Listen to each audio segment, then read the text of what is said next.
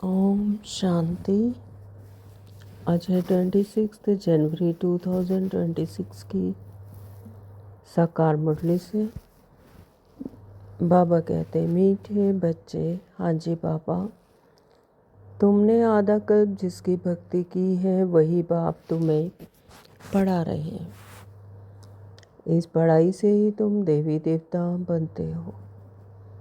63 जन्मों से जिनकी हमने भक्ति की, जिन्हें पूजा है ना, तो बाबा कहते हैं आधा कल्प से जिनकी भक्ति की है, अब वही बाप तुम्हें खुद आकर पढ़ा रहे हैं, हमारे सम्मुख हैं, हमें पढ़ा रहे हैं। हमें इस पढ़ाई से ही तुम देवी देवता बनते हो। तो इसी पर रूहानी पढ़ाई से हमें देवी देवता बनाते हैं।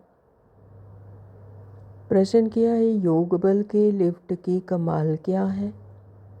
उत्तर दिया, तुम बच्चे योग बल की लिफ्ट से सेकंड में ऊपर चढ़ जाते हो, अर्थात सेकंड में जीवन मुक्ति का वर्षा तुम्हें मिल जाता है।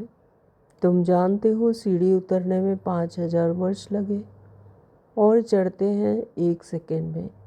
यही है योग बल की कमाल। बाप की याद से सब पाप कट जाते हैं, आत्मा सतो प्रधान बन जाती है। तो योग बल की लिफ्ट से क्या कमाल होता है कि योग बल की लिफ्ट से हम सेकंड में ऊपर चढ़ जाते हैं, यानी अपने हायर कॉन्शियसनेस में आ जाते हैं। हाँ, तो योग बल से जैसे ही आत्मिक समृद्धि में आए तो 1 सेकंड में हाईएस्ट कॉन्शियसनेस में आ जाते हैं और सेकंड में जीवन मुक्ति का वर्षा तुम्हें मिल जाता है। हाँ, तो जीवन में रहते हुए ही जैसे मुक्त अवस्था हो जाती है। तुम जानते हो सीढ़ी उतरने में 5000 वर्ष लगे और चढ़ने में 1 सेकंड। हाँ, तो ये सृष्टि चक्र उतरने में तो 5000 वर्ष लगे, लेकिन अपनी समृद्धि में, अपनी हाईएस्ट कॉन्शियसनेस में आने में सिर्फ 1 सेकंड। जैसे ही समृद्धि आई और 1 सेकंड में अपने योग बल की कमाल है कि लिफ्ट मिलती है और अपने सेकंड में अपने जीवन मुक्ति का वर्षा हमें मिल जाता है। बाप की याद से सब पाप कट जाते हैं, आत्मा सतो प्रधान बन जाती है। ओम शांति। ओम शांति। बाबा रूहानी बाप रूहानी बच्चों को बैठ समझाते हैं। रूहानी बाप की महिमा तो बच्चों को सुनाई है। वह ज्ञान का सागर, सत्य चित्त आनंद स्वरूप है, शांति का सागर है। उनको सब बेहद की शिफ्तें दी जाती हैं। तो बेहद का बाप है, तो रूहानी बाप की महिमा तो बच्चों को सुनाई है। तो वह ज्ञान का सागर है, स्नेह का सागर है, सर्वशक्तिमान है, सच्चित आनंद स्वरूप है, शांति का सागर है ना। तो ये सब क्या है? बेहद के बाप की ही महिमा है, उन्हीं की शिफ्तें दी जाती हैं। तो अब बाप है ज्ञान का सागर, और इस समय जो भी मनुष्य है सब जानते हैं हम भक्ति के सागर हैं। भक्ति में जो सबसे तीखा होता है उनको मान मिलता है ना। तो भक्ति में जो सबसे तीखा होता है, यानी जिसने सबसे ज़्यादा भक्ति की होती है, तो बाबा कहते हैं उनको मान मिलता है। तो इस समय कलयुग में है भक्ति दुख और सतयुग में है ज्ञान का सुख। हाँ, तो जब सत्य पिता का परिचय मिल गया, अपने आत्मा का परिचय मिल गया, यथार्थ रीति याद करने की विधि मिल गई, तो ज्ञान से है सुख। और कलयुग में है भक्ति यानी दुख। तो ऐसे नहीं कि वहाँ ज्ञान है। तो यह महिमा सिर्फ एक बाप की ही है और बच्चों की भी महिमा है, क्योंकि बाप बच्चों को पढ़ाते हैं अथवा यात्रा सिखाते हैं। बाप ने समझाया है कि 2 यात्राएं हैं। भक्त लोग तीर्थ करते हैं, चारों तरफ चक्र लगाते हैं।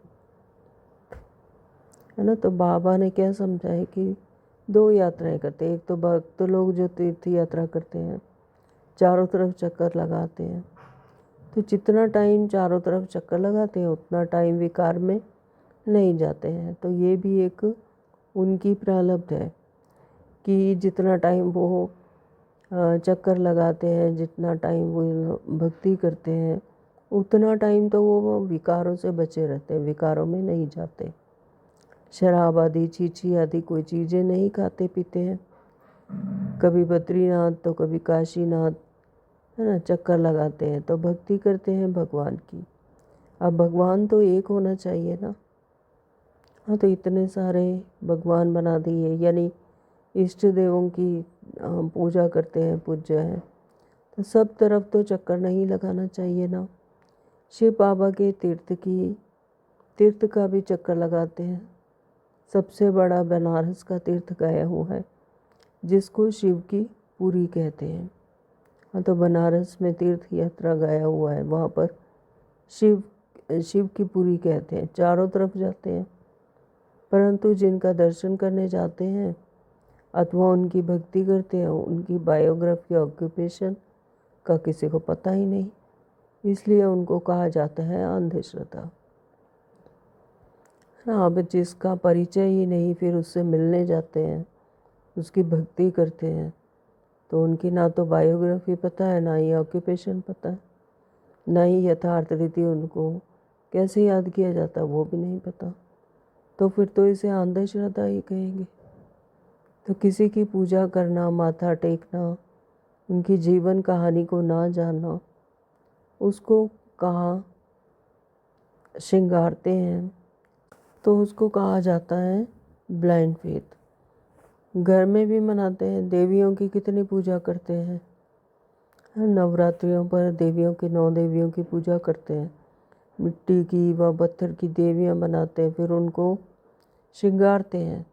समझो लक्ष्मी का चित्र बनाते हैं, उनसे पूछो इनकी बायोग्राफी बताओ तो कहेंगे सतयुग की महारानी थी, है ना। तो सिर्फ इतना ही जानते हैं कि सतयुग की महारानी थी, तो लक्ष्मी का चित्र भी बनाते हैं, उनकी पूजा भी करते हैं, है ना। तो लेकिन बायोग्राफी बताओ तो सिर्फ यही कहेंगे कि सतयुग की महारानी थी।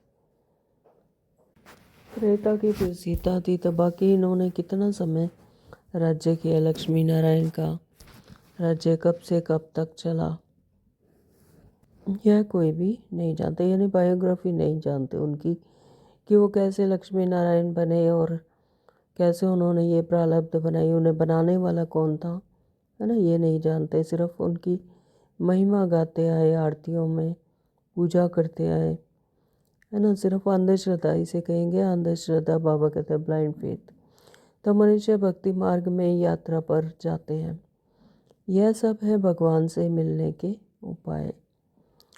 तो शास्त्र पढ़ना यह भी उपाय है भगवान से मिलने के लिए, परंतु भगवान है कहाँ, कहेंगे वह तो सर्वव्यापी है ना। भगवान से मिलने के लिए जाते हैं, शास्त्र पढ़ते हैं, ये सब क्या है, भक्ति मार्ग की परमात्मा से मिलने के उपाय हैं। परंतु भगवान है कहाँ, क्या मिला, क्या इतने शास्त्र लिखे, इतने वेद शास्त्र पढ़े, लेकिन क्या भगवान मिला, कहेंगे वह तो सर्वव्यापी है। हाँ, तो अभी तुम जानते हो पढ़ाई से हम यह देवी देवता बनते हैं, तो ज्ञान मार्ग में जब आए, है ना, तब पता चला कि ये देवी देवता ऐसे परमात्मा इस समय पर संगम युग पर हम सबको बनाते हैं। बाप खुद आकर पढ़ाते हैं, और जिसके मिलने के लिए आधा कल्प भक्ति मार्ग चलता है। कहते हैं बाबा पावन बनाओ और अपना परिचय भी दो कि आप हैं कौन। बाबा ने समझाया है कि तुम आत्मा बिंदी हो, आत्मा को ही यहाँ शरीर मिला हुआ है, इसलिए यहाँ कर्म करती है। बाबा ने समझाया कि तुम आत्मा बिंदी हो और आत्मा को ही यहाँ शरीर मिला हुआ है, इसलिए यहाँ कर्म करती है। देवताओं के लिए कहेंगे कि यह सतयुग में राज्य करके गए हैं। क्रिश्चियन लोग तो समझते हैं बराबर गॉड फादर ने पैराडाइज स्थापन किया। हाँ, तो क्रिश्चियन लोग ने तो यही कह दिया कि गॉड फादर ही पैराडाइज यहाँ पे स्थापन किया है, वो समझते हैं। हम उनमें नहीं थे। भारत में पैराडाइज था, उन्हों की बुद्धि फिर भी अच्छी है और उन्हें ये भी पता है कि हम वहाँ नहीं थे पैराडाइज में। भारत में पैराडाइज था, इतना उन्हें पता है। बाबा कहते हैं उन्हों की बुद्धि फिर भी अच्छी है। भारतवासी सतो प्रधान भी बनते हैं तो फिर तमो प्रधान भी बनते हैं। तो भारतवासी ही है जो सतो प्रधान यानी आत्मा की हाईएस्ट स्टेज पर पहुंचते हैं, हायर कॉन्शियसनेस में आते हैं, फिर वही लोअर कॉन्शियसनेस में आते हैं यानी तमो प्रधान बनते हैं। तो वह इतना सुख नहीं देखते तो दुख भी इतना नहीं देखते। कौन जो बाकी जो पैराडाइज में नहीं आते है ना, तो उन्होंने ना तो इतना सुख देखा क्योंकि सतयुग में ही इतना सुख होता है, और फिर ना ही वो इतना दुख देखते हैं। अभी पिछाड़ी में क्रिश्चियन लोग कितना सुखी हैं। पहले तो वे गरीब थे, पैसा तो मेहनत से कमाया जाता है ना। पहले एक क्राइस्ट आया, फिर उनका धर्म स्थापन होता है, वृद्धि होती जाती है, 1 से 2, 2 से 4, फिर ऐसे वृद्धि होती जाती है। अभी देखो क्रिश्चियन का झाड़ कितना हो गया है। तो फाउंडेशन है देवी देवता घराना, वह फिर यहाँ इस समय स्थापन होता है। पहले एक ब्रह्मा, फिर ब्राह्मणों की अडॉप्टेड संतान वृद्धि को पाते हैं। पहले तो ब्रह्मा द्वारा ब्राह्मणों रचते हैं शिव बाबा, है ना, तो ब्राह्मणों को अडॉप्ट करके संतान वृद्धि को पाते हैं। तो बाप पढ़ाते हैं तो बहुत ढेर ब्राह्मण हो जाते हैं, यानी जो जो ज्ञान को धारण करते जाते हैं ना, ब्राह्मण बनते जाते हैं, तो ढेर ब्राह्मण हो जाते हैं। पहले तो यह एक ही था ना, यानी सिर्फ ब्रह्मा बाबा ही थे, फिर इनके द्वारा मुख वंशावली बनी यानी ब्राह्मण निकले। तो एक से कितनी वृद्धि हुई है, कितनी होने की है, संतान कितनी है। हम सब आत्माओं का बाप एक अनादि है, फिर सृष्टि का चक्र फिरता रहता है। सब मनुष्य तो सदैव नहीं है ना। आत्माओं को भिन्न भिन्न पार्ट बजाना है। इस झाड़ का पहले पहले धुर है देवी देवताओं का, फिर उनसे ट्यूब निकली है। तो बाप बैठ बच्चों को समझाते हैं, बच्चों मैं आकर के क्या करता हूँ। तो जो कल्प वृक्ष है उसमें सारा दिखाया हुआ है कि कैसे पहले धूर होता है, फिर देवी देवता का नीचे ब्राह्मण सारे तपस्या कर रहे हैं, फिर देवी देवता निकलते हैं ना, फिर उनसे ट्यूब निकली तो यानी तना निकलता है, फिर उससे आगे पत्ते निकलते हैं, है ना। तो ऐसे बाप बैठ बच्चों को समझाते हैं, बच्चों मैं आकर के क्या करता हूँ। आत्मा में ही धारणा होती है, बाप बैठ सुनाते हैं मैं आया कैसे। तुम सब बच्चे जबकि पतित बने हो तो याद करते हो, सतयुग त्रेता में तो तुम सुखी थे तो याद नहीं करते थे। द्वापर के बाद जब दुख जास्ती हुआ तब पुकारा है, हे परमपिता परमात्मा बाबा, हाँ बच्चों सुना क्या चाहते हो। तो बाबा आकर पतितों को पावन बनाओ, है ना। तो इतने दुख में जब थे तो द्वापर युग में जब दुख जास्ती हुआ तब पुकारते थे कि हे परमपिता बाबा आओ, है ना, हम बच्चों को पावन बनाओ, पतितों को पावन बनाओ। तो बाबा हम खुद दुखी पतित हैं, हमको आकर पावन बनाओ। तो ऐसे बच्चे कहते थे, तो कृपा करो आशीर्वाद करो, तुमने मुझे पुकारा है। तो परमात्मा पिता भी कहते कि तुमने ही मुझे पुकारा तभी मैं आया। तो बाबा आकर पतितों को पावन बनाओ। तो पावन सतयुग को कहा जाता है, यह भी बाप खुद बैठ बतलाते हैं। ड्रामा के प्लान अनुसार जब संगम युग होता है, सृष्टि पुरानी होती है, तब मैं आता हूँ। तुम समझते हो सन्यासी भी 2 प्रकार के हैं, वह है हठ योगी, उनको राजयोगी नहीं कहा जाता। उनका है हद का संन्यास, घर बार छोड़ जाए, जंगल में रहते हैं, गुरुओं के फॉलोअर्स बनते हैं। गोपीचंद राजा के लिए भी एक कथा सुनाते हैं। उनसे कहा, तुम घर बार क्यों छोड़ते हो, कहाँ जाते हो? शास्त्रों में बहुत कुछ कहानियाँ हैं। अभी तुम बीके राजाओं को भी जाकर ज्ञान और योग सिखलाते हो, है ना। तो जो इस कलयुगी दुनिया में जो राजा हैं, बाबा कहते हो उनको भी तुम जाकर ज्ञान और योग सिखलाते हो। एक अष्टापा गीता भी है जिसमें दिखाते हैं राजा को वैराग्य आया, बोला हमको कोई परमात्मा से मिलाए। ढिंडोरा पिटवाया। वह यही समय है तुम जाकर राजाओं को ज्ञान देते हो ना, बाप से मिलाने के लिए। बाबा कहते ये वही समय है जब राजाओं को ज्ञान देते हो और परमात्मा से मिलाते हो। जैसे तुम मिले हो तो औरों को भी मिलाने की कोशिश करते हो। तुम कहते हो हम तुमको स्वर्ग का मालिक बनाएंगे, मुक्ति जीवन मुक्ति देंगे। फिर उनको बोलो शिव बाबा को याद करो और कोई को नहीं। तुम्हारे पास भी शुरू में बैठे बैठे एक दो को देखते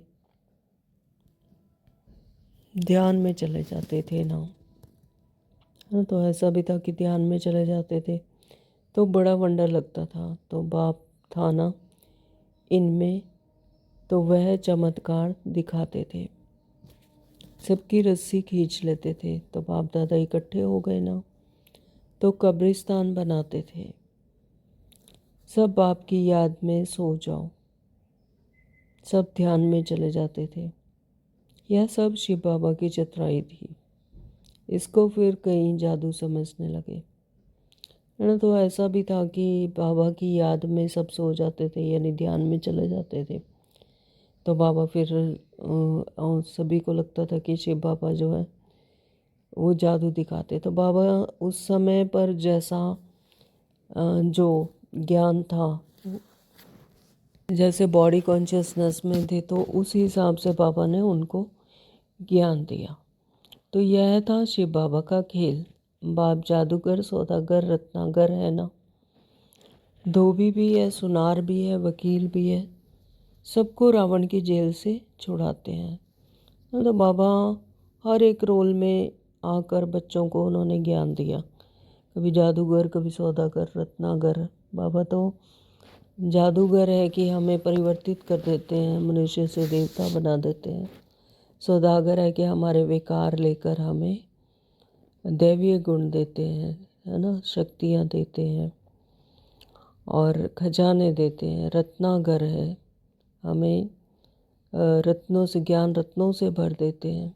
धोबी भी हैं कि हमारे जो इतने जन्मों के जो विक्रम है उसको धोकर हमें स्वच्छ बनाते। सोनार भी हैं, हमारा श्रृंगार करते हैं दैवीय गुणों से, और ज्ञान रत्नों से हमारा क्या करते हैं, श्रृंगार करते हैं। वकील भी हैं, हमारे पाप कर्मों को भस्म करवा कर हमें क्या बनाते हैं, मित्र बनाते हैं। तो सबको रावण की जेल से छुड़ाते हैं।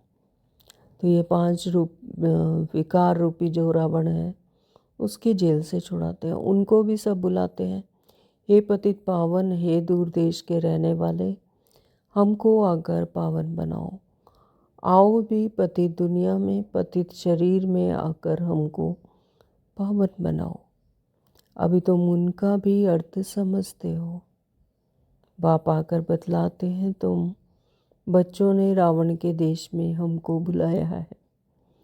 मैं तो परमधाम में बैठा था, स्वर्ग स्थापन करने के लिए मुझे नरक रावण के देश में बुलाया कि अब सुखधाम में ले चलो। हाँ, तो परमात्मा पिता हमें कह दें कि तुम जब त्राहिमाम जब मेरी संतान करने लग जाती हैं और फिर तुम मुझे बुलाते हो कि बाबा परमात्मा आकर हमें इस रावण के देश से छुड़ाओ और हमें फिर से पवित्र बनाओ, तो फिर इस नरक रावण के राज्य देश में मुझे बुलाते हो कि अब हमें सुखधाम में ले चलो। तो अभी तुम बच्चों को ले चलते हैं ना, तो यह है ड्रामा। तो यह भी ड्रामानुसार होना ही है, क्योंकि ड्रामा में नूंद है तो परमात्मा का भी पार्ट है कि संगम युग पर आकर हम आत्माओं को फिर से अपने सत्य स्वरूप में लाकर, अपने हायर कॉन्शियसनेस में लाकर, है ना, परमात्मा फिर से हमें ले जाते हैं। मैंने तो तुमको राज्य दिया था, वह पूरा हुआ। फिर द्वापर से रावण राज्य चला है। 5 विकारों में गिरे तो उनके फिर चित्र भी हैं जगन्नाथपुरी में।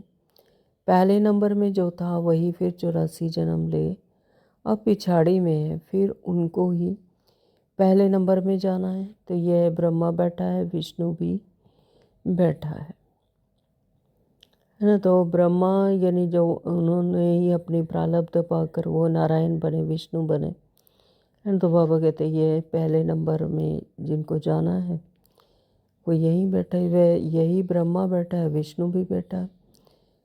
तो इनका आपस में क्या कनेक्शन है दुनिया में कोई नहीं जानते। ब्रह्मा सरस्वती भी असल में सतयुग के मालिक लक्ष्मी नारायण थे, अभी नर्क के मालिक हैं। ब्रह्मा सरस्वती यानी संगम युग पर जिन्होंने प्रारब्ध बनाई, अपने हाईएस्ट कॉन्शियसनेस में को अचीव किया, है ना, फिर वही असल में तो सतयुग के मालिक बने, लक्ष्मी नारायण बने। तो अभी नर्क के मालिक हैं। तो अभी यह तपस्या कर रहे हैं, यानी संगम युग पर तपस्या कर कर फिर सतयुग में लक्ष्मी नारायण विश्व के मालिक बनते हैं। तो यह लक्ष्मी नारायण बनने के लिए तपस्या कर रहे हैं।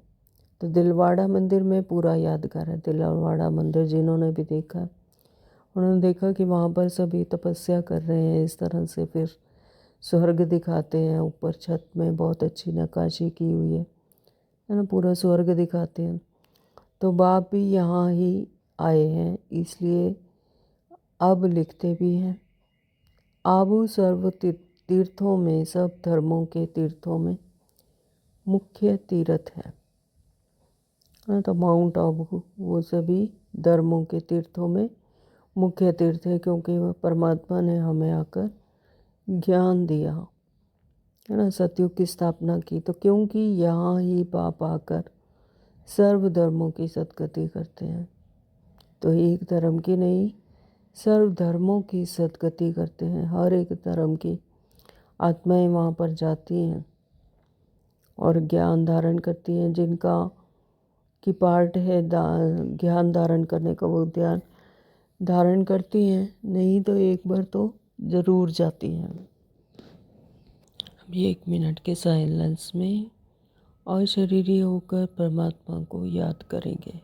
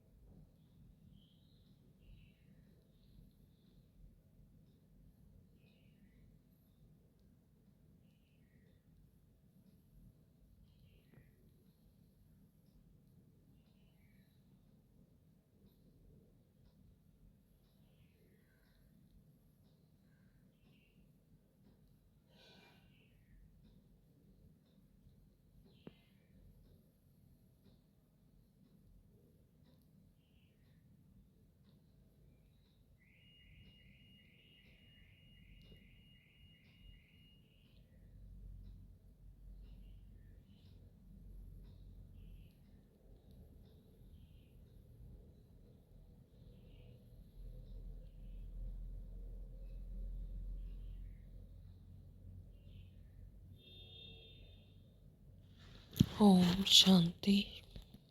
तो बाबा कहते हैं कि बाप आकर सर्व धर्मों की सद्गति करते हैं। तुम शांतिदम होकर फिर स्वर्ग में जाते हो, बाकी सब शांति धाम में चले जाते हैं।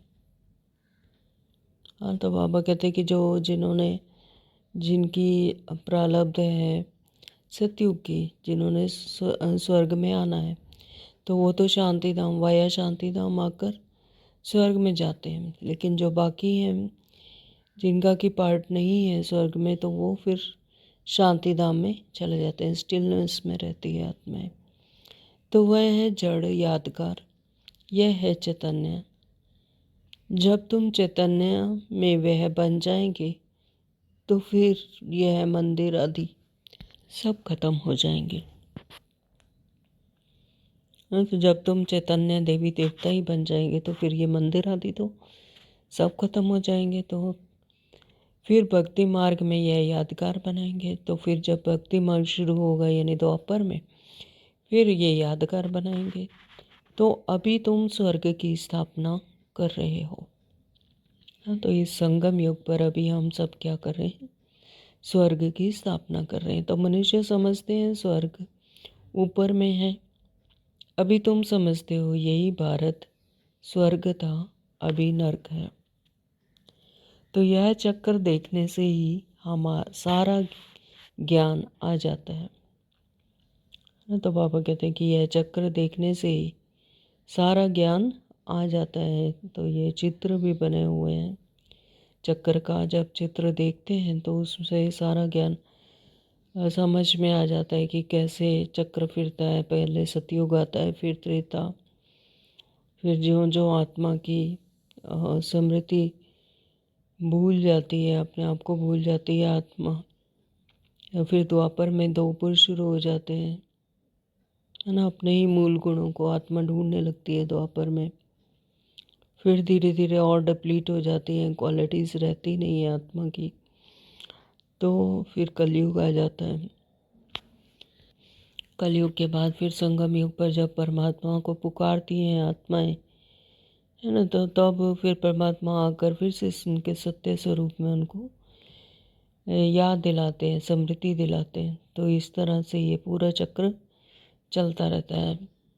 तो उसको देखते ही बाबा कहते सारा ज्ञान आ जाता है। तो द्वापर से और धर्म आते हैं। तो अभी देखो कितने धर्म हैं ना। द्वापर से फिर जिन आत्माओं का द्वापर से रोल है, तो वो फिर उस समय पर जन्म लेती हैं, उसी फ्रिक्वेंसी में जन्म लेती हैं। तो जितनी कॉन्शियसनेस की आत्माएं होंगी फिर वहाँ वहाँ पर वो जन्म लेती हैं। तो सतयुग में जाने के लिए पुरुषार्थ करते हो। कलयुग में है सब पत्थर बुद्धि, और सतयुग में है पारस बुद्धि। अभी क्या है, पापा कहते हैं कि द्वापर में फिर बौद्ध धर्म आते हैं। तो अभी देखो कितने धर्म है। यह है आयरन एज कलयुग। फिर अभी तुम संगम पर हो। तो जिन्होंने ज्ञान धारण कर लिया, जिन्हें परमात्मा के बारे में पता है, या अपने सत्य स्वरूप में आ गए, हाईएस्ट कॉन्शियसनेस में आती हैं, है ना। जिनको अपनी स्मृति आ गई कि मैं आत्मा हूँ और ये सब मेरा रोल है, तो ये वर्ल्ड ड्रामा है ना, ये स्वप्न की दुनिया। तो जब ऐसा समझ आ जाता है तो संगम पर है। फिर अभी सतयुग में जाने के लिए पुरुषार्थ करते हैं। कलयुग में है सब पत्थर बुद्धि। तो कलयुग में पत्थर बुद्धि है क्योंकि अपने आप को ही भूल गए, है ना। अपने ही मूल गुणों को भूल गए। सुख शांति जो कि अपने ही मूल गुण हैं, अपने ही आत्मा की प्रॉपर्टी है, उसी को फिर ढूंढते हैं बाहर, और उसी के लिए दर दर भटक रहे हैं, मांग रहे हैं कि सुख मिले, शांति मिले, आनंद मिले, है ना। तो जैसे पत्थर बुद्धि हो गए। तो सतयुग में है पारस बुद्धि। सतयुग में क्योंकि अपनी स्मृति रहती है आत्मा को अपने मूल गुणों की, तो वो पारस बुद्धि है। तो तुम भी पारस बुद्धि थे, तुम ही फिर पत्थर बुद्धि बने हो। तो जो पारस बुद्धि होते हैं फिर धीरे धीरे जैसे जैसे अपने आत्मा की क्वालिटी डिप्लीट होना शुरू हो जाती है, अपने मूल गुण भूल जाते हैं, तो फिर पत्थर बुद्धि बन जाते हैं। और फिर संगम युग पर बाबा आकर हमें पारस बुद्धि बनाते। तो इसी तरह से ये सृष्टि का चक्र चलता रहता है। तो अब आप कहते हैं तुमने हमको बुलाया है तो मैं आया हूँ, और तुमको कहता हूँ काम को जीतो तो जगत जीत बनेंगे, है ना। तो बाबा कहते हैं कि अभी तुम ही ने मुझे बुलाया है, तब मैं आया हूँ। है ना। तो तुमको कहता हूँ कि अब काम को जीतो तो जगत जीत बनेंगे। मुख्य ये विकार ही है, सतयुग में है सब निर्विकारी।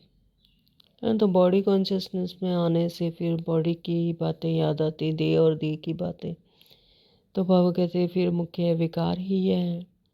जैसे ही सोल कॉन्शियसनेस में आते हैं, अपनी स्मृति में आते हैं, तो फिर इन सब पर जीत पा लेते हैं, तेरे जगत जीत बन जाते हैं। तो सतयुग में है सब निर्विकारी, कलयुग में है विकारी। पाप कहते हैं बच्चे अब निर्विकारी बनो। ना तो बाबा अब हमें समझाने देते कि निर्विकारी बनो, विकारों को छोड़ो। तो 63 जन्म विकार में गए हो, तो अब यह अंतिम जन्म पवित्र बनो। यानी बॉडी कॉन्शियसनेस को छोड़कर सतयुग अपने सोल कॉन्शियसनेस में, आत्मिक समृद्धि में आओ। तो अभी मरना भी सबको है। मैं स्वर्ग स्थापन करने आया हूँ, तो अब मेरी श्रीमत पर चलो, अपनी समृद्धि में आओ कि तुम आत्मा हो, मेरी संतान हो।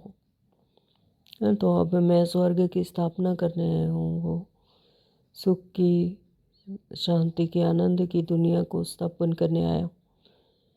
तो अब मेरी श्रीमत पर चलो कि जैसे जैसे मैं मत देता हूँ, तो श्रीमत जो श्रेष्ठ मत है उस पर चलो। मैं जो कहूँ वह सुनो। इतने बॉडी कॉन्शियसनेस में इतनी आत्माएं आ चुके हैं कि बॉडी को ही अपना समझती हैं, तो जो परमात्मा कहते हैं उसे सुनते भी नहीं। तो बाबा कहते हैं कि मैं जो कहूँ वह सुनो। अभी तुम पत्थर बुद्धि को पारस बुद्धि बनाने का पुरुषार्थ कर रहे हो, तो तुम ही पूरी सीढ़ी उतरते हो फिर चढ़ते हो, है ना। तुम ही पत्थर बुद्धि बनते हो और फिर तुम ही पारस बुद्धि बनते हो। इस संगम पर तुम ही पूरी सीढ़ी को नीचे उतरते हो। पहले सतयुग में आते हो, फिर त्रेता में, फिर द्वापर, फिर कलयुग, फिर संगम पर। तो पूरी सीढ़ी तुम ही उतरते हो फिर चढ़ते हो। तो संगम युग पर लिफ्ट मिल जाती है, परमात्मा का साथ मिलता है, यानी अपने आत्मिक समृद्धि में फिर से अपनी हायर कॉन्शियसनेस में पहुंच जाते हैं। तो तुम जैसे जिन हो, जिन की कहानी है वह, उसने बोला काम दो, तो राजा ने कहा अच्छा, सीढ़ी उतरो और चढ़ो। तो ऐसे जिन की कहानी है कि किसी राजा को एक जिन मिल जाता है। तो जिन कहता है कि मैं तुम्हारे सब काम करूँगा, लेकिन शर्त यह है कि मुझे कभी भी बिना काम के मत रखना, है ना। अगर मेरे पास काम नहीं होगा तो मैं तुम्हें खा जाऊँगा। तो राजा ने कहा कि ठीक है, कि मेरे पास तो बहुत काम है, कि मैं तो तुम्हें काम देता ही रहूँगा। तो फिर राजा ने उससे बहुत सारे काम करवाए कि मेरे राज्य में ये कर दो, ये कर दो, ऐसे कर दो, है ना। तो जब सारे काम उसके ख़त्म हो जाते हैं, तब उसे चिंता होने लगी कि अब क्या होगा, क्योंकि जिन ने तो कहा था कि अगर मेरे पास काम नहीं होगा तो फिर मैं तुम्हें कहाँ जाऊँगा। तो फिर राजा को किसी समझदार, किसी विद्वान व्यक्ति ने समझ दी कि तुम जिनको ऐसे कहो कि तुम सीढ़ी उतरो और चढ़ो, तो बस फिर उसका कभी काम ख़त्म ही नहीं होगा, तो वो उसी में ही लगा रहेगा। तो वो फिर राजा ने उसको ऐसा ही कहा कि तुम सीढ़ी उतरो और चढ़ो। इस तरह की कहानी बनी हुई है ना। तो बाबा कहते कि तुम भी वैसे ही जिन हो कि तू सृष्टि चक्र पर, संगम युग पर आकर चढ़ते हो, अपनी हायर कॉन्शियसनेस में आते हो, फिर जब सृष्टि में आते हो फिर धीरे धीरे उतरते जाते हो। ये कहते हैं भगवान को क्या पड़ी थी कि जो सीढ़ी चढ़ाने और उतारते हैं, सीढ़ी चढ़ाते और उतारते हैं। हाँ, तो जो बहुत सारे मनुष्य हैं, बाबा से पूछते हैं भगवान को क्या पड़ी थी कि जो सीढ़ी चढ़ाते हैं और उतारते हैं, तो भगवान को क्या हुआ जो ऐसी सीढ़ी बनाई। तो बाप समझाते हैं ये अनादि खेल है। तुमने 5000 वर्ष में 84 जन्म लिए हैं। 5000 वर्ष तुमको नीचे उतरने में लगे हैं, फिर ऊपर में जाते हो सेकंड में। तो यह है तुम्हारा योग बल की लिफ्ट। जब सेकंड में लिफ्ट में ऊपर जाते हैं यानी अपने कॉन्शियसनेस में आते हैं, है ना, तो योग बल की ये क्या है, लिफ्ट है। बाप कहते हैं याद करो तो तुम्हारे पाप कट जाएंगे। बाप आते हैं सेकंड में, तुम ऊपर चढ़ जाते हो, फिर नीचे उतरने में 5000 वर्ष लगते हैं। कलाएं कम होती जाती हैं, चढ़ने की तो लिफ्ट है, सेकंड में है जीवन मुक्ति। तो सोचो जब आत्मा बिल्कुल सुखी होती है, सुख में होती है, आनंद में होती है ना, तो कितना मतलब उसको हर्ष होता है उस चीज़ के लिए। स्थूल दुनिया में भी हम जब कभी पिकनिक मनाने के लिए जाते हैं, किसी जगह घूमने जाते हैं तो खुश होते हैं, आनंद में होते हैं, है ना। तब नहीं कहते कि भाई यहाँ सीढ़ी क्यों उतरते चढ़ते हैं। लेकिन जब दुखी हो जाते हैं फिर आत्माओं को, मनुष्यों को होता है कि हमें क्यों परमात्मा ने ऐसी दुनिया बनाई, है ना, हमें नहीं रहना, हमें तो मुक्ति में जाना है। लेकिन अगर सोचो कि इस दुनिया में अगर कोई बच्चा है बहुत शरारतें कर रहा है, उसको माँ उसको सुला देती है कि चल अब तो सो जा, है ना, तो सो जाता है। तो वो कितनी देर सोएगा, फिर आकर उठ के देखेगा कि सब बाहर खेल रहे हैं, तो उसका भी मन होगा कि मैं भी जाकर बाहर खेलूं। तो इसी तरह से ये आत्मा की भी कहानी है। आत्माएं इस सृष्टि चक्कर पर आती हैं, जब शुरू शुरू में आती हैं सतयुग में तो बहुत आनंद में होती हैं, सुख में होती हैं। समझो उस समय पर सृष्टि चक्कर पर हमारा क्या होता है, पिकनिक होता है ना। तो उस समय आत्मा बहुत हर्ष होती है, खुश होती है, खुशी में होती है। तो जब तब तो सब अच्छा चलता रहता है, लेकिन जब लास्ट में त्राहिमाम त्राहिमाम होती है, दुखी होती है, अपने ही मूल गुणों को भूल जाती है ना, तब फिर पुकारती है कि परमात्मा हमें यहाँ से ले चलो मुक्ति धाम में, फिर मुक्ति चाहती है। लेकिन जब उसे फिर वहाँ पर स्टिलनेस में कितनी टाइम आत्मा रहती है, फिर वो धरती पर अपनी फ्रिक्वेंसी के हिसाब से फिर उतरती है। तो ये इसी तरह से ये चक्र फिरता रहता है, सृष्टि का चक्र फिरता रहता है। जब आत्मा सतो प्रधानता में होती है तब खुशी में होती है, तब ऐसे नहीं कहते कि हमें जीवन मुक्ति में जाना है। जीवन मुक्त में ही होती है, यानी जीवन रहते हुए भी मुक्त अवस्था, उसको कोई दुख नहीं होता है, अशांति नहीं होती, दर्द नहीं होता।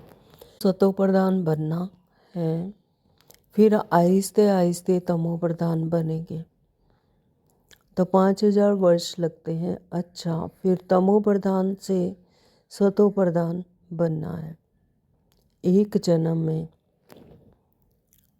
है ना। तो इसी संगम युग पर एक जन्म में ही हमें सतो प्रधान बनना होता है। तो अभी जबकि मैं तुमको स्वर्ग की बादशाही देता हूँ, तो जैसे ही अपनी स्मृति है, अपने हाईएस्ट कॉन्शियसनेस में आत्मा जाती है, तो बाबा हमें क्या देते हैं, स्वर्ग की बादशाही देते हैं। तो तुम पवित्र क्यों नहीं बनेंगे, परंतु कामेशु क्रोधेशु भी तो है ना। हाँ, तो बाबा कामेशु क्रोधेशु भी कह रहे हैं कि बाबा कहते हैं इस समय पर सभी विकारों में फंसे हुए हैं। तो विकार ना मिलने से फिर स्त्री को मारते हैं, बाहर निकाल देते हैं, आग लगा देते हैं, अबलाओं पर कितने अत्याचार होते हैं। यह भी ड्रामा में नूंद है।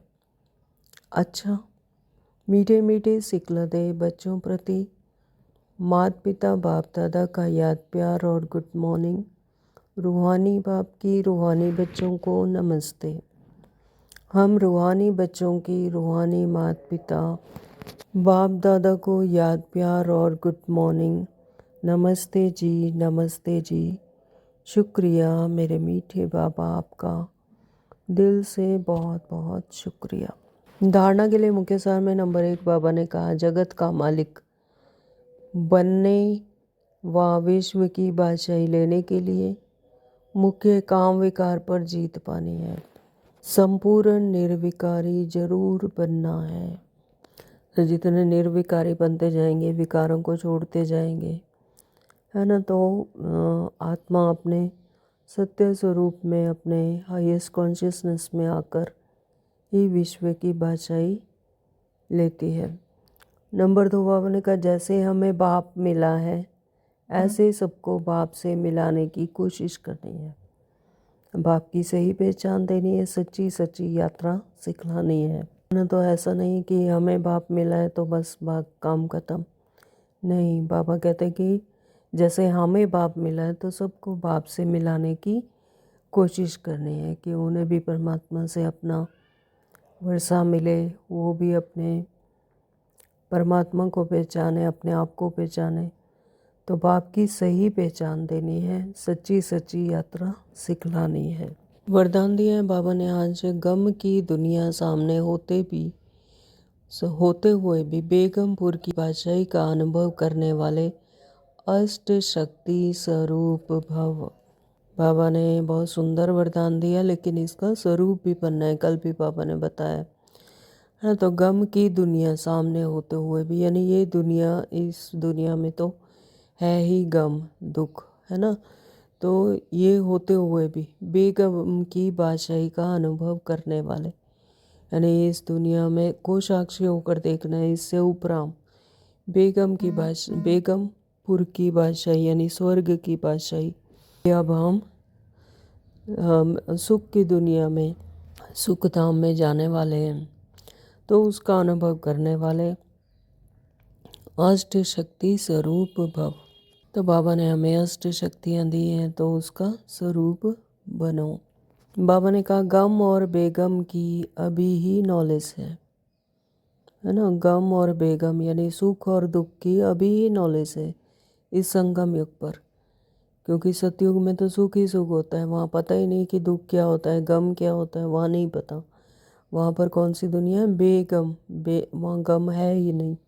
गम की दुनिया सामने होते हुए भी सदा बेगमपुर के बादशाही का अनुभव करना, यही अष्ट शक्ति स्वरूप कर्मेंद्रिय जीत बच्चों की निशानी है। तो जो अष्ट शक्तिधारी हैं, जो कर्मेंद्रिय जीत हैं, जिन्होंने अपनी कर्मेंद्रियों को जीत लिया है ना, तो वो उन्हीं बच्चों की निशानी है कि इस गम की दुनिया में रहते हुए भी बेगम की बादशाही के अनुभव में रहते हैं। तो अभी ही बाप द्वारा सर्व शक्तियों की प्राप्ति होती है। तो हमारी अष्ट शक्तियाँ कौन सी हैं, एक बार रिवाइज कर लेते हैं। समाने की शक्ति है ना, सहन करने की शक्ति, सामना करने की शक्ति, फिर है सहयोग की शक्ति, परखने की शक्ति, निर्णय लेने की शक्ति, विस्तार को सार बनाने की शक्ति, समेटने की शक्ति। ये क्या है, हमारी शक्तियाँ हैं, अष्ट शक्तियाँ। हाँ, तो बाबा ने हमें ये शक्तियाँ दी हैं। बाप द्वारा सर्व शक्तियों की प्राप्ति होती है, लेकिन अगर कोई ना कोई संग दोष व कोई कर्मेंद्रिय के वशीभूत हो तो अपनी शक्ति को खो लेते हो। तो जो बेगमपुर का नशा व खुशी प्राप्त है वह स्वतः ही खो जाती है। अपने संग दोष के कारण या कर्मेंद्रियों के दोष के कारण वशीभूत होकर जो शक्ति को खो देते हैं, तो बाबा फिर कहते हैं फिर अपनी बेगमपुर की नशा और खुशी जो प्राप्त हुई है फिर वो स्वतः ही खो जाती है। तो बेगमपुर के बादशाह भी कंगाल बन जाते हैं ना। तो सर्व शक्तियों को खोना नहीं है, इसे संभाल कर रखना है ना। तो बाबा कहते हैं कि अगर कर्मेंद्रियों के वश होकर या संगदोष में आकर इन्हें खो लेते हैं तो फिर बेगमपुर की जो नशा है, जो खुशी है वो प्राप्त है, तो फिर वो खो जाती है। तो बेगमपुर के बादशाह भी कंगाल बन जाते हैं। स्लोगन दिया बाबा ने, दृढ़ता की शक्ति सदा साथ हो तो सफलता गले का हार है। दृढ़ता की शक्ति, सबसे बड़ी शक्ति क्या है, दृढ़ता की शक्ति सदा साथ हो तो सफलता गले का हार है। दृढ़ होना चाहिए, कोई भी शक्ति को धारण करो तो दृढ़ता से धारण करो। तो जो दृढ़ता अगर साथ है तो सफलता गले का हार है। ओम शांति। आज के अव्यक्त इशारे हैं, इस अव्यक्त मास में बंधन मुक्त रह जीवन मुक्त स्थिति का अनुभव करो। अपने संकल्पों के तूफान व कोई भी संबंध द्वारा, प्रकृति व समस्याओं द्वारा तूफान व विघ्न आते हैं, तो उनसे मुक्ति पाने के लिए युक्ति युक्त बनो। जब तक योग युक्त नहीं, तब तक विघ्नों से युक्त हो। तो बाबा क्या कह रहे हैं कि अपने संकल्पों के तूफान व कोई भी संबंध द्वारा या प्रकृति या समस्याओं के द्वारा तूफान व विघ्न आते हैं, यानी कोई भी विघ्न आता है तो उससे मुक्ति पाने की युक्ति क्या है? युक्ति युक्त बनो, योग युक्त रहो, है ना। तो फिर बाबा कहते योग युक्त नहीं है तो फिर विघ्नों से युक्त हो। युक्ति युक्त होकर योग युक्त रहेंगे तो विघ्नों से पार हो जाएंगे। तो सदा युक्ति युक्त योग युक्त रहो। ओम शांति। Thank you Baba.